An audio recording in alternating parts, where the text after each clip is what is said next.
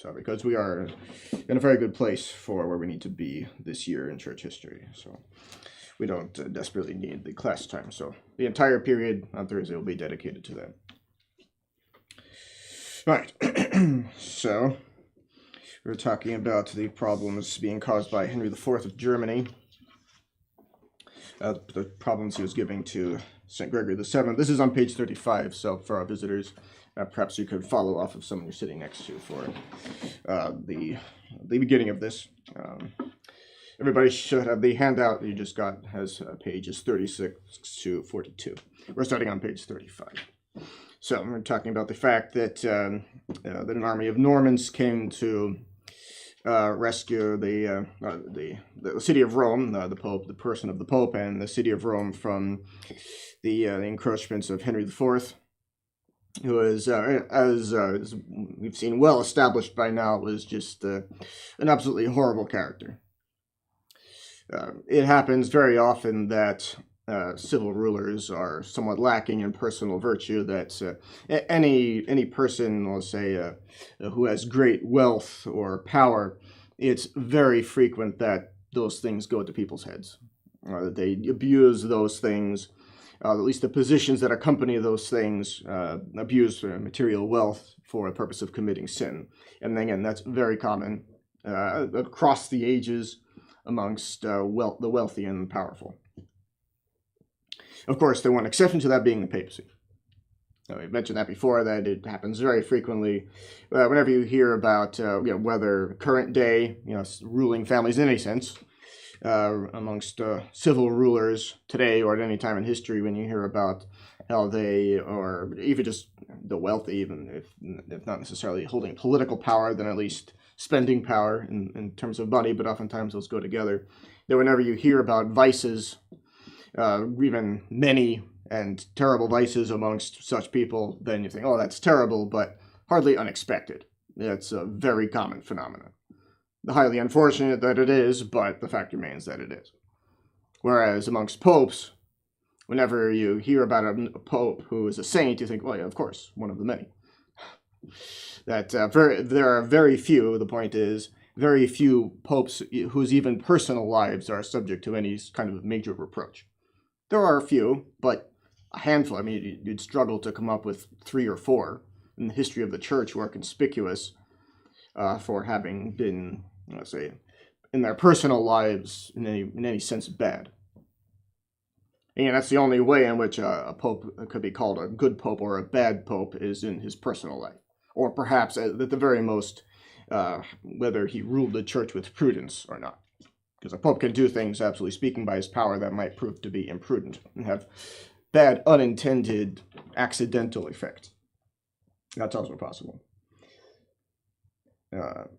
But again, it's very, very seldom that you find any pope who's concerning whose personal life there are any plausible, serious accusations.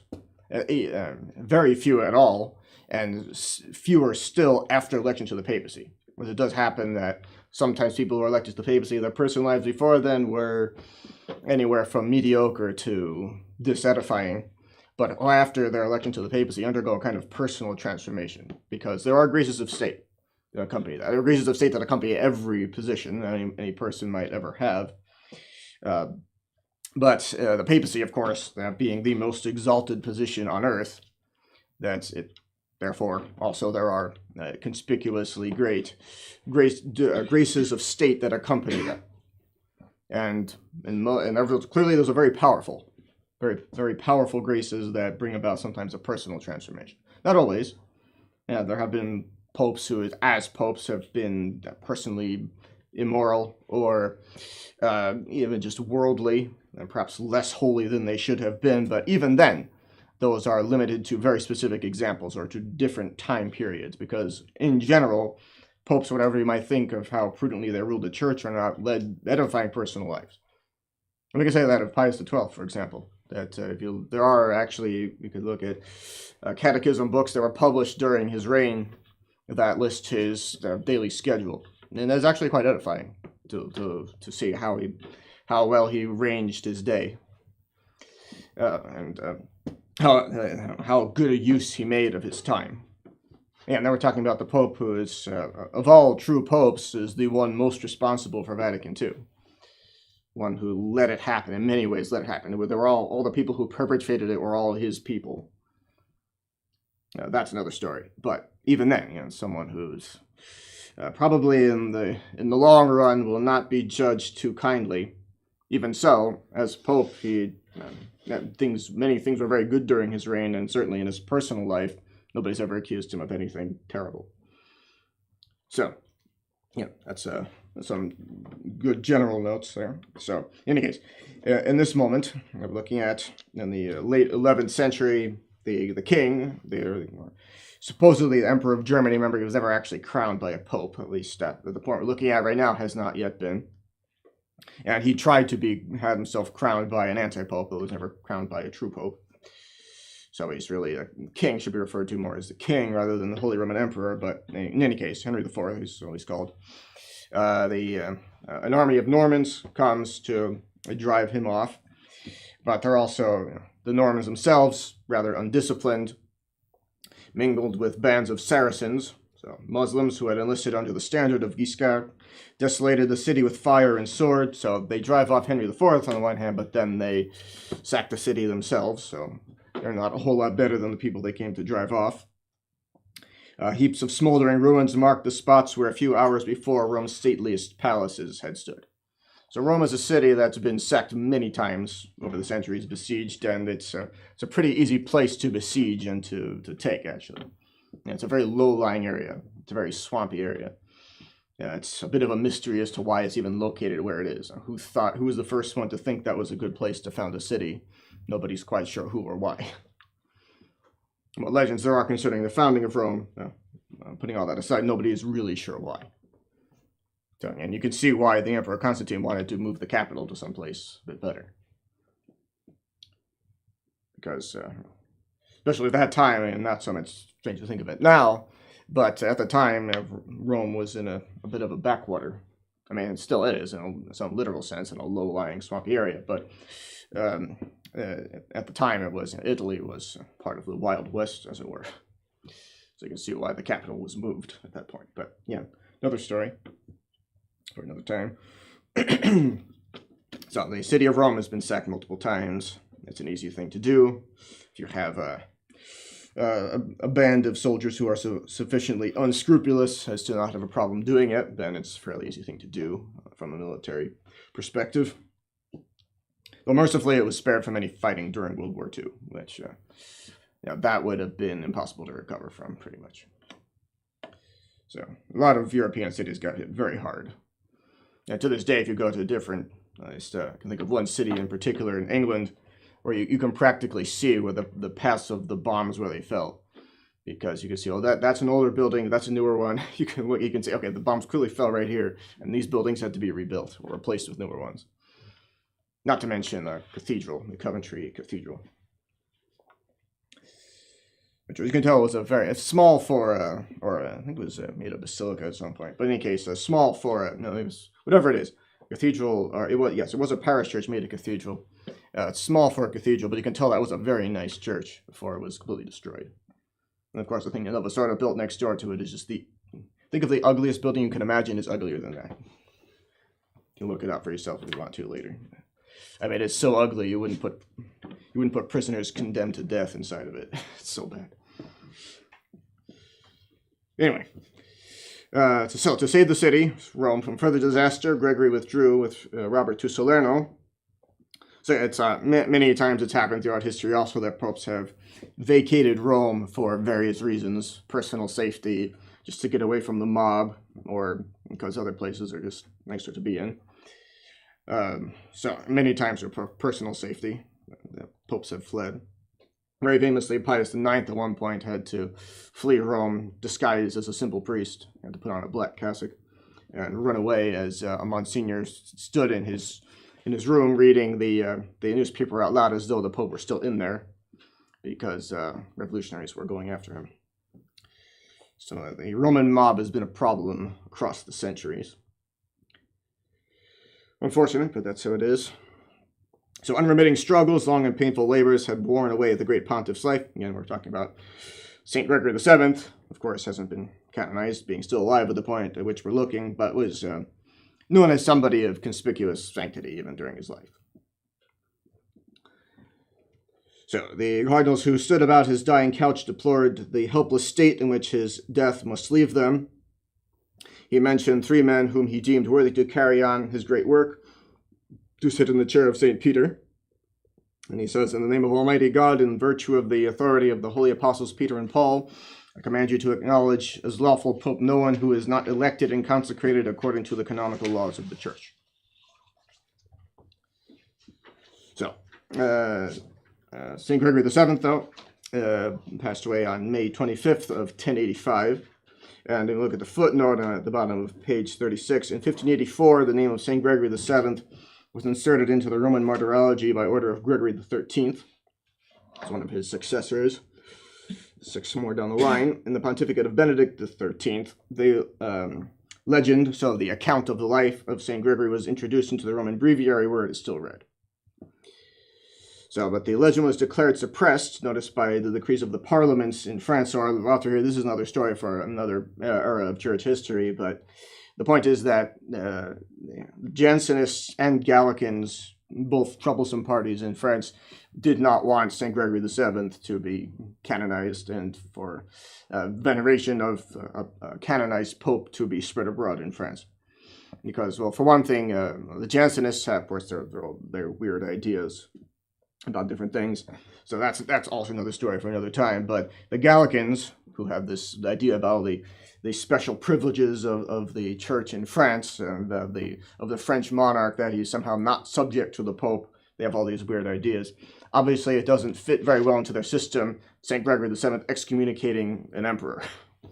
So they didn't want him to be canonized either, the Jansenists, so there was all this pushback against it. Of course, that has nothing to do with whether or not the canonization actually took place, of course, or whether or not it should have actually been observed in France. But there was a lot of pushback against the canonization of St. Gregory VII. So we'll see all of that later in church history, but just know that that's the case. So the closely connected series of events into which St. Gregory was drawn by his struggle with Henry IV has withheld our attention from his relations with the remaining portions of the world. So yeah, that's been the main focus. That's always what you think of when you think of St. Gregory VII. You think of his struggles with Henry IV of Germany, not to be confused with Henry IV of France, someone who came later on, centuries later. But with his struggle with Henry IV of Germany, becomes the main thing in his reign. So many times it happens that there's some major conflict in one or another papacy, and that's the only thing that you can really think of when you think of the reign of that particular pope.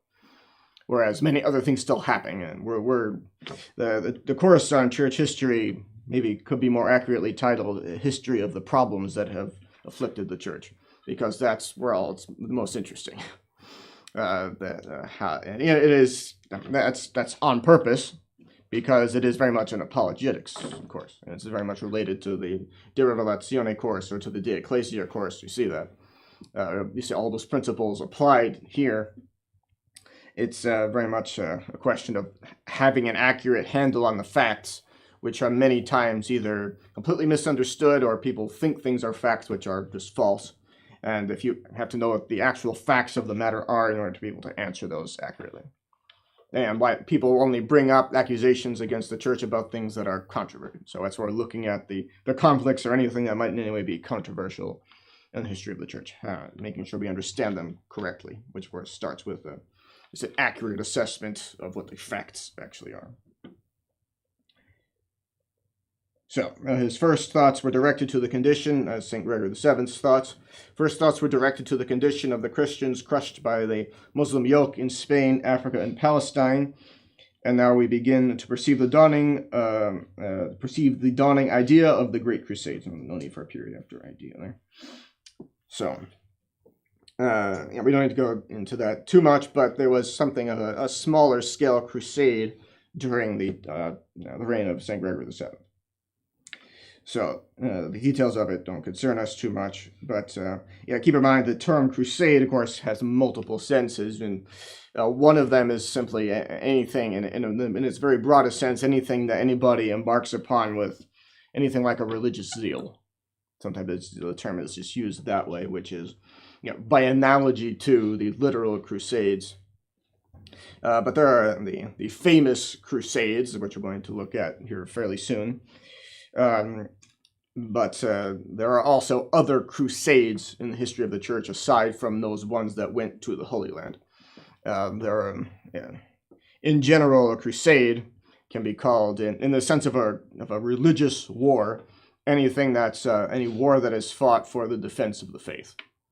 There have been other wars fought for that motive. But usually, even then, the term crusade is applied when that is the main or even the only motive of it. There might be other motives involved sometimes, which are very prominent in certain religious wars, and so those typically aren't called crusades. But for example, the wars of religion in France are usually just called the wars of religion, because those had political aspects to them more than wars that are commonly called crusades. Not to say that there were no political motives in the Crusades, but generally speaking, those are much farther down the list in the officially listed crusades. So we'll see what those are shortly. We next move on to the pontificate of Pope Victor III, 1086 to 1087. So not a very long pontificate, but it is one that's important to take note of for various reasons. We'll see that. So in the very midst of Henry's triumph over his opponents and the lamentable state to which anarchy and corruption had reduced the church, the ideas and the works of St. Gregory VII had taken deep and lasting root. The leaders, at his death he left among the nobles and clergy a party, small in number but powerful by the might of learning and virtue.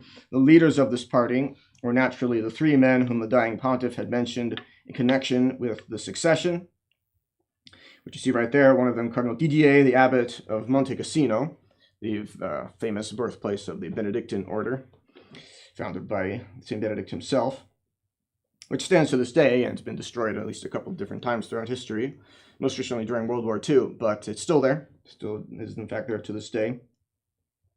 And the bishops and nobles who remained still true to the church turned their eyes upon this Cardinal Didier and offered him the sovereign pontificate. So to take up the spiritual weapons so lately wielded by the arm of St. Gregory VII, for they haven't been canonized yet, but Gregory VII, to struggle against the fearful disorder of political and religious affairs was an immense burden for an aged man weighed down by years and infirmities. So it's the job of the papacy, and in many senses, is not something you'd wish upon anybody. The burden of responsibility is truly immense. Of course, we can just imagine. It doesn't take too much of an imagination to see that either. So so thought the abbot of Monte Cassino, and he declined the offered dignity. For a whole year he steadily resisted all the urgent entreaties pressed upon him. At length the cardinals and bishops persuaded him to meet them in Rome, where they obliged him to receive the pontifical insignia in 1086, and proclaimed him pope under the name of Victor III. But the humble religious, 4 days after, secretly left the eternal city, once more to bury himself in his beloved solitude in Monte Cassino, from which he was finally withdrawn only by the earnest prayers of Robert Guiscard and the other Italian princes to resume the cross and the Roman purple. So notice here, this is like an instance that employs all of the principles of the thesis. It's a very different scenario, obviously, to what obtains in the church today. But notice that you have first an election, the designation of a particular candidate to the papacy, in this case Cardinal Didier, the abbot of Monte Cassino, which he first refuses. He refuses to accept it. Even when he's called to Rome and they more or less force the pontifical insignia upon him, he still after a few days says, no, I'm not doing this, and then leaves. And then notice, after a while, though, without any further election, he finally agrees, and then he becomes the pope.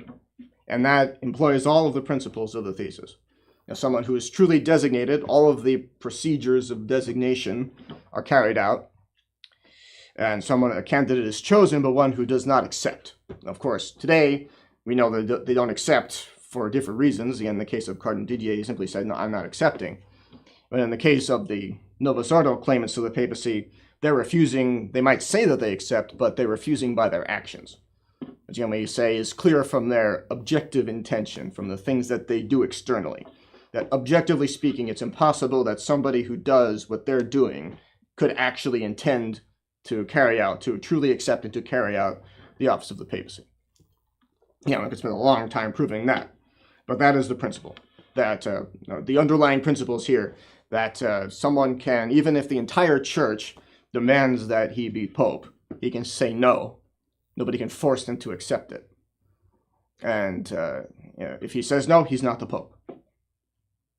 But at the same time, though, if that designation remains, if it is not removed, if in no way that is changed, who is the designated candidate, then still the person who was designated could change his mind and accept, and then would become the pope. Yeah, and that's exactly what we say is the case of the thesis. So some people might say, oh, give me an example of this in history. There's ever been a case. Well, yes, there has been. It's right here.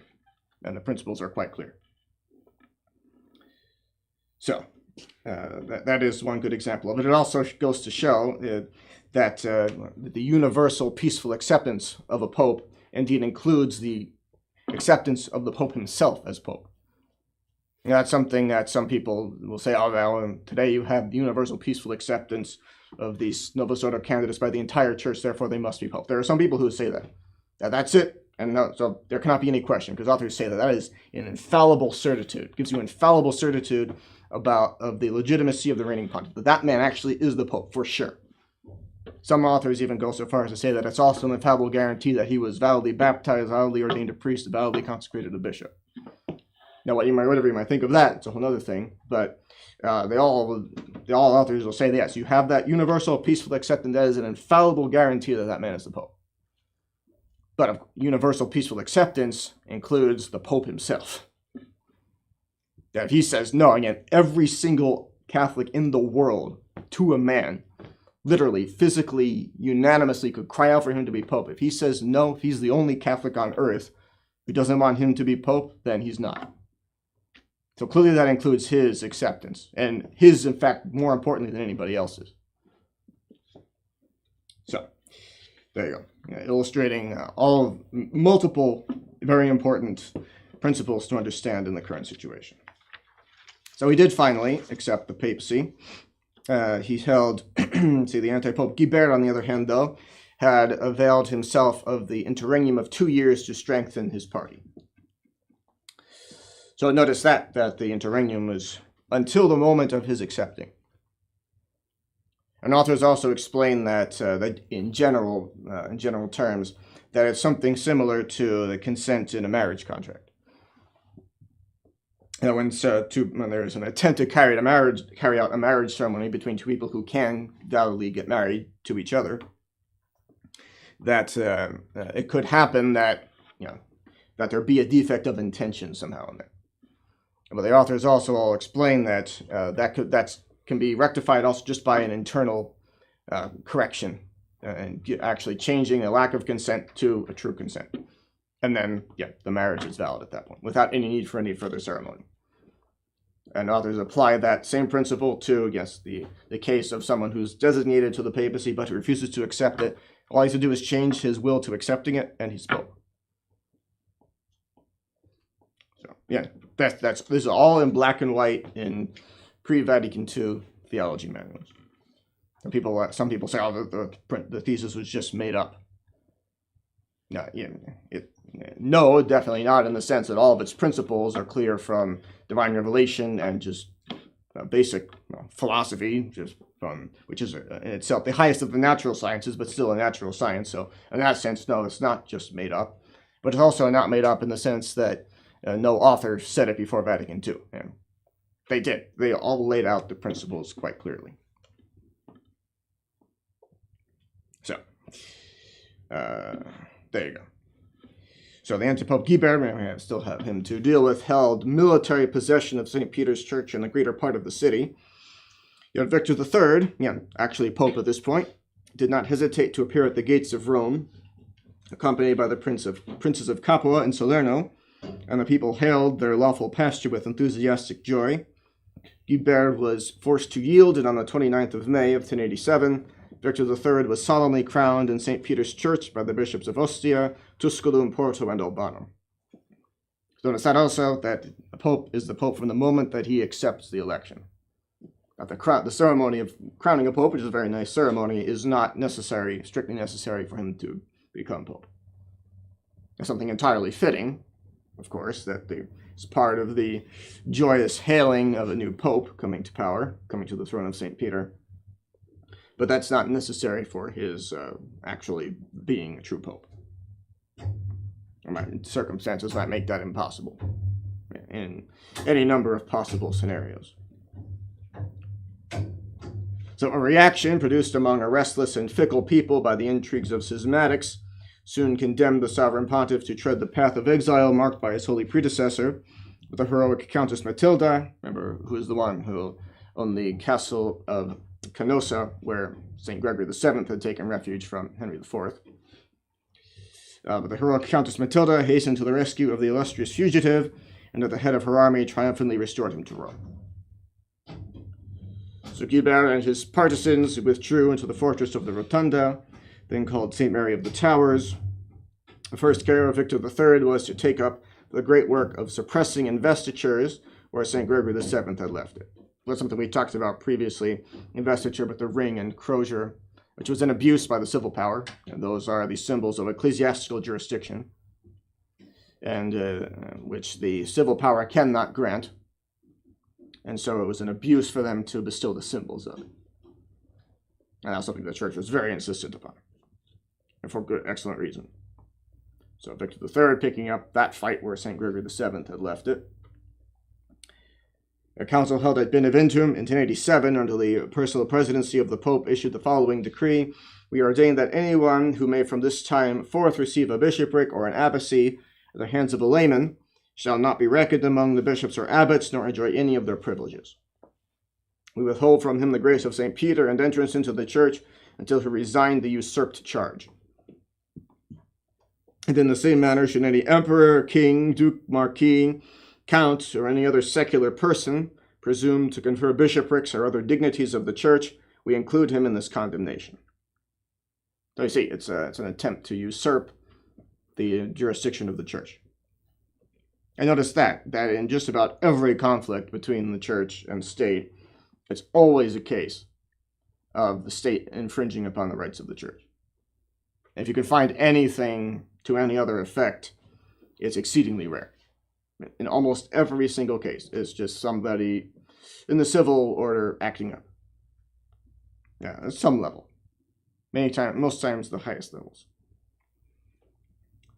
So the excommunication already pronounced against the anti-Pope Guibert was then renewed, and these decrees were sent to Germany, where King Henry IV still continued his course of tyranny and revolt against the church. Notice he's so referred to as King Henry IV because he was never actually crowned emperor by any pope, who was the one who would always crown the emperors. So Victor III survived these events but a short time. He died on the 16th of September, 1087, at the very moment when an Italian army was setting out against the African Saracens. With dying hand, the pontiff blessed the warriors who went forth to uphold the cause of Christ. The expedition was victorious, and the Saracens, who had so often plundered the Italian shores, were reduced to purchase mercy at the price of a yearly tribute. So then on to the pontificate of Urban II, which is most famous for the First Crusade. Again, a pontificate of 11 years, not the only thing he did, but it's most famous for that. So we'll see. That's the last thing we'll look at in his reign, but we'll see that a bit. So Otto, Cardinal Bishop of Ostia, a former pupil of St. Bruno, and the second, whose name the dying pontiff, St. Gregory VII, had mentioned for the succession, was elected on the 12th of March of 1088 in Terracina and proclaimed pope under the name of Urban II. So Cardinal Bishop, remember that there are gradations amongst the cardinals: cardinal deacons, cardinal priests, and cardinal bishops. cardinal bishops being the most senior, obviously, amongst those. And the most senior of the cardinals, who are in a sense the Senate of the Church, the most immediate assistants of the Pope himself, second in rank really only to him. And they're also the ordinaries, they are diocesan bishops of the what are called the suburbicarian sees, the 6 dioceses. There are only six cardinal bishops. There are more cardinal priests and cardinal deacons, but there are only 6 cardinal bishops, and they are the ordinaries of the of the 6 dioceses immediately surrounding Rome itself, which are small dioceses, but still they are the ones immediately around Rome, and so prominent, especially prominent for that reason. And keep in mind here, the cardinal bishops are only those cardinals who are bishops of those dioceses. Yeah, you might have bishops who are cardinals, but who have only the title of cardinal deacons or cardinal priests, because they're assigned to. Remember that the titles of cardinals are attached to different churches in Rome, and so sometimes the title for this church is a cardinal priest, the title to that church is a cardinal deacon. And so, for example, Cardinal Spellman was not a cardinal bishop, because he was not he was not the ordinary one of those 6 suburbicarian sees. He was the Cardinal Archbishop of New York City, which is a major position, certainly, but he was not one of those 6 cardinal bishops. Right, so Pope Urban II, his pontificate is marked by 4 great events. First, his contest, so that's ongoing with Henry IV and the partisans of the anti-Pope Guibert. Second, the excommunication of Philip I, King of France, who set at nothing, set aside, disregarded the most sacred laws by persevering in an adulterous commerce, so adulterous relationship, we'll see that. An adulterous union, public sinner, making himself a public sinner. Third, the struggle of St. Anselm, Archbishop of Canterbury, against the encroachment of William Rufus. And fourth, the First Crusade. So easily the first of those that comes to mind is the First Crusade. You think Urban II, you think the First Crusade that liberated Jerusalem in 1099. That's also an easy year to remember, at the very end of the 11th century. So, when Urban II was chosen to fill the papal throne, the city of Rome was in the power of the anti-Pope Guibert, who had seized the occasion offered by the temporary vacancy to establish his intrusion. Notice that also an interregnum of 2 years between the death of St. Gregory VII and ultimately the acceptance of Pope Victor III of his election to the papacy. 2 years is a long time not to have a pope, but or obviously not very long at all compared to the current, in some sense, interregnum. Not in the same sense as was then, or at least the circumstances of it being different, but there's no upper limit to that. Some people like to imagine that there is. They like to look at the definition of the Vatican Council that St. Peter has perpetual successors, and they think they jump from that to saying, oh, then an interregnum couldn't last too long. They're misunderstanding that. There's nothing preventing a long interregnum. Interregnum here we mean in the sense of there being no true pope. So, Henry IV persisted in keeping the imperial title since his coronation by the antipope. So he's claiming the title of emperor, even if he was never crowned by an actual pope. In this case, just by a regular antipope, somebody who is. We tend not to characterize the Vatican II false popes as antipopes, because antipope typically means just somebody who is nothing at all, just an intruder, somebody who has no canonical election. May or may not have the faith, but definitely has no canonical election and is not pope. That's what we mean by antipope. In the case of the Vatican II popes, of course, we hold the thesis, say that they do have that designation, but they're false popes because they try to act as popes, but while in reality refusing, as we explained before, refusing to accept the papacy. Again, that's where we hold the thesis, say. And we'll defend that. So, Henry IV persisted in keeping the imperial title since his coronation by the antipope, and the power which he thus claimed he swayed with the most despotic cruelty, which we've already seen. But he's not getting any better. He sold the dignities and benefices for which he granted investitures, while the anti-pope trafficked in ordinations. So they're just simoniacal. It seems shamelessly simoniacal. As faithless to domestic ties as he was bloodthirsty in his rule, Henry at length pushed the indignation of all Europe to the last extreme of endurance by his brutal treatment of Queen Adelaide, a princess of the ducal house of Lorraine, whom he had married at the death of Bertha, his first wife. So his first wife died, and then he married again validly. But his passions could not brook the restraint of lawful wedlock. After only a year of married life, he condemned Adelaide to a dungeon, abandoned her to the brutal passions of his boon companions, or people he just his buddies, people he hangs out with.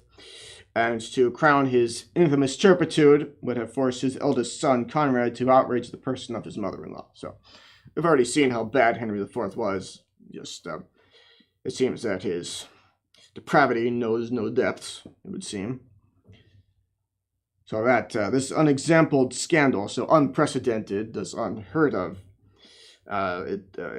extent of immorality, caused a general outburst of horror. Conrad fled the incestuous court of his father and found an asylum with the Countess Matilda, who had lately, by the Pope's advice, contracted a second marriage with the Duke of Bavaria, Guelph II. So a powerful league, including most of the cities of Lombardy, that's northern Italy, declared in favor of Conrad, who was solemnly proclaimed King of Germany. So Henry IV, forsaken by all his followers, was compelled to seek the shelter of a fortress where, deprived of the marks of royalty and writhing under the despair of torture, he was on the point of putting an end to his own life. So hopefully he didn't actually do that, but he's finally getting what's been coming his way for a long time. He's finally pushed things too far. And we saw before he was deposed and excommunicated and deposed by St. Gregory VII, who explained how it was possible at the time during the Middle Ages for a pope to do that. But enough people stuck with him, even though they shouldn't have. Even though St. Gregory VII had expressly forbidden anybody from doing so, still enough people stuck with him that he successfully waged a civil war against those who would have replaced him. But now he's just gone too far. He's scared off everybody who might have supported him at this point. Well, almost everybody. So the universal sentiment of loathing felt for a prince so repeatedly banned by the anathema of the church, so often faithless to his plighted oath, and which even his present wretched state, the result of his own pride and wickedness, cannot allay, was increased by the appearance in 1094 of a terrible plague, which swept the whole of Germany, Upper Italy, and part of France. So the fearful violence of the scourge seemed to mark it as a visitation of the divine wrath, which that may be. A spontaneous and unanimous impulse turned all minds to thoughts of religion and faith. Yes, impending death tends to do that to people. As a saying, there are no atheists in foxholes. You may have heard that. Foxhole being, I'm not sure how commonly they're used nowadays, but that being during World War II at least, the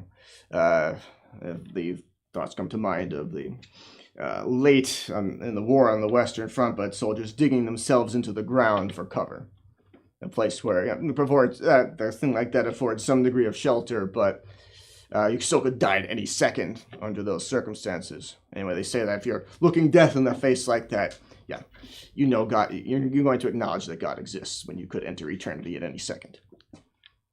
That there's no such thing as to be in good faith as an atheist. There's no such thing as, in other words, it's so easy to conclude to the existence of God that anybody with pretty much the use of reason at all can attain to that, can reason to that. So there's no such thing as, in that sense, an atheist in good faith. And so people adopt atheism because, well, they know that they're sinning and sinning gravely and aren't willing to give it up. So they try to tell themselves that God doesn't exist anyway. So that with the idea that he won't judge them for their sins because of that. But when you're staring death in the face and everybody knows that God exists. And everybody therefore has a sense that God will in fact judge him, that when you're looking death in the face, you're going to start thinking about that judgment, that whatever absurdities anyone may have uttered in his life he still knows is coming. So, indeed, when the plague, a deadly plague, is raging, people are going to tend to maybe think about eternity a bit more. So very naturally, therefore, minds turn to thoughts of religion and the faith, and deplored the barbarous warfare so fiercely waged for 15 years against the Lord and his church and his Christ, also of course the Church, the papacy, and the name of Henry IV was loaded with the curses of the repentant world. So this is also a pretty common phenomenon. We mentioned it before, but it's a pretty common phenomenon that people who give serious trouble to the papacy directly begin to be visited by the divine wrath even while they're still on earth. Hopefully they repent before dying, but many times the divine vengeance begins to be exercised upon them while they're still on earth. Take, for example, probably easiest example is Napoleon, who caused just tremendous amount of trouble to the church and to Pope Pius VII specifically. Not only to him, but mostly to him. But for the lion's share of it was during the reign of Pius VII. Napoleon died famously on a tiny little island in the middle of the Atlantic Ocean, surrounded by only a few attendants who were left to him, but in exile, almost by himself, while Pope Pius VII was reigning gloriously in Rome over the period of the Restoration in Western Europe. So that's very visibly the who won in that conflict. Even with Napoleon, even with all of his many wars and all his military genius and personal charisma, getting people to follow him in huge numbers, who won in that conflict ultimately? Ultimately, it was the Pope, who had either little to no military force at his disposal, who was the one who ultimately prevailed in that conflict. So it's not the only instance of it, but very often those who give trouble to the papacy will say the divine justice begins to make an example of them even while they're still on earth. Very frequently. So the ambitious nobles, the seminarical bishops, so long bound by ties of material interest to the royal cause, when face to face with the impartial conqueror who strikes with an unsparing hand, hastened to recognize Urban II, forsook their schism, seeking at least to die at peace with God. So a holy doctor, Mangold of Lutenbach, upon whom the Pope had conferred special powers for the purpose, received from nearly all the German nobility the oath of obedience to the lawful pontiff. Public calamities brought them at least the advantage of religion and the return of peace. So it's a good instance of God allowing some evil for the sake of a greater good. Many times we can't see it, or even then we can't, even when we can perceive what seems to be a greater good resulting from some evil, such as a plague, obviously, on a physical level, that is a terrible evil. There are many people dying from it. And still, though, it seems a greater good is that a schism was healed, and to a great extent, Seminary, then those who had attained their positions because of Seminary abandoned it. So that's definitely a good thing, and we would not pretend to see the full extent of the plans of divine providence, but you can see that there was definitely an evil that was the occasion for some greater good. So even while the pious pontiff thus strove to rekindle the fire of fervor and faith throughout the world, a deplorable scandal carried grief to the heart of Christendom, so it's not done. King of France, Philip I, burned with an unlawful passion for Bertrada de Montfort, a wife of Fulk, Count of Anjou, repudiated his lawful wife, Bertha of Holland, by whom he had 2 children. So on the eve of Pentecost in 1092, while the canons of St. Martin were blessing the baptismal fonts in the Church of St. John, so that's a ceremony that's traditionally carried out not only on the vigil of Easter, but also the vigil of Pentecost. Just notice, you see that, just how ancient that ceremony is. That was suppressed in 1955. So it wasn't exactly a new ceremony if it's being carried out in 1092. In any case, we use it. We still do, in fact, the ceremonies of the Vigil of Pentecost, which are very similar to the ceremonies of the Easter Vigil. They're shorter, and there are fewer ceremonies involved, but one of the ceremonies in principle is the blessing of the baptismal font and confecting of more baptismal water. Those were, in the earliest centuries of the church, those were the days on which baptisms were done. That's why you have, you may have noticed that Low Sunday, or the Sunday, the octave day of Easter, is referred to as Dominica in Albis, refers to the baptismal garment, which is still to this day exists in some form. Even if it's only, in the case of infant baptism, just a purificator placed on the head of the newly baptized infant. But even so, yet still to this day, when people are baptized, they receive the white garment. And in the earliest centuries of the church, they wore throughout the entire octave of Easter or Pentecost in which they were baptized. That's why Low Sunday is Dominica in Albis, and that's also why Pentecost Sunday is called one of the, it's not a title that's used much anymore, but in some books you see mention of Whitsun, or Whit Sunday, White Sunday. Or in the case of the Vigil of Pentecost, Whitsun Eve. Which sounds quite nice, actually, but nobody says it anymore. If you were to say that today, nobody would have any idea what you're talking about. But that refers to, again, Whit Sunday. You think, why is it called White Sunday? The color of Pentecost is red, obviously. And yet, that's reference to the baptismal garments still being worn that day. Those who were baptized the day before, or the night of, into the morning of. Night before into the morning of, rather. So anyway, on the eve of Pentecost, while that ceremony was being carried out in the church of St. John at Tours, Bertrada, who was present at the ceremony, was forcibly seized and taken to the king. So that's pretty sacrilegious. Queen Bertha was at the same time confined in a fortified castle. When this double outrage became known, a loud cry of indignation broke forth from the nation's heart. Yet Philip, in the very midst of the disorders into which he had plunged, still kept some shadow of religion and faith. So just keep that in mind, that people can sin, and sin very gravely against the virtue of chastity, but still retain the faith. So they might still believe that that's sinful what they're doing, but do it anyway, through weakness. Or just, in this case, because he can't. He can bring that about, the king. So this is a dead faith, of course, but someone can commit grave sins against virtues other than the faith, other than that of faith, and still retain the virtue of faith. Or somebody can even believe all the truths of the faith, but never actually receive the grace of conversion. So it's ever a supernatural faith. So, anyway, that's another thing. A whole other story.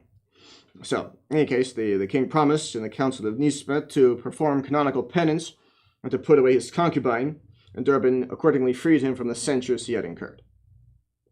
But the unfortunate prince, lamentable example of the blind power of passion, soon forgot his promises and took back Bertrada, and thus the last years of his reign were shared between stinging remorse of conscience and the criminal intoxication of a passing pleasure. So again, you can see that he knows that that's evil what he's doing. He even said he promised to do penance for it, and hopefully actually did it, but then went back to it afterwards. So we can't say he was in good faith. I mean, it'd be laughable to claim that. It's contrary to the natural law anyway, what he's doing. But, he acknowledged even explicitly that it was evil and to do penance for it. But then went back to it. So the deplorable affair was finally brought to an end, though, in 1104 at the Council of Paris, which is, of course, in the reign of the next pope, not during the reign of Urban II, whom we're looking at right now.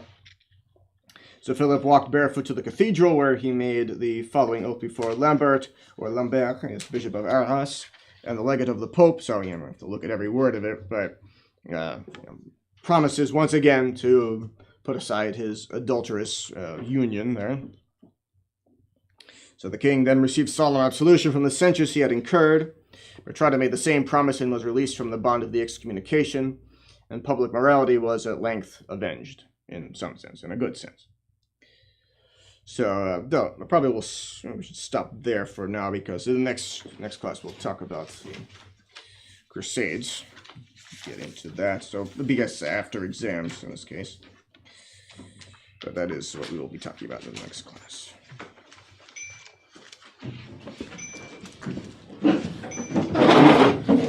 Pacis et Filii Spiritus Sancti, Amen. Subtuum Presidium Confugimus Sancta Dei Genitrix, nostras typicas sines et specias in necessitatibus et periculis cunctis, libera nos semper gloriosa benedicta. In nomine Patris et Filii et Spiritus Sancti.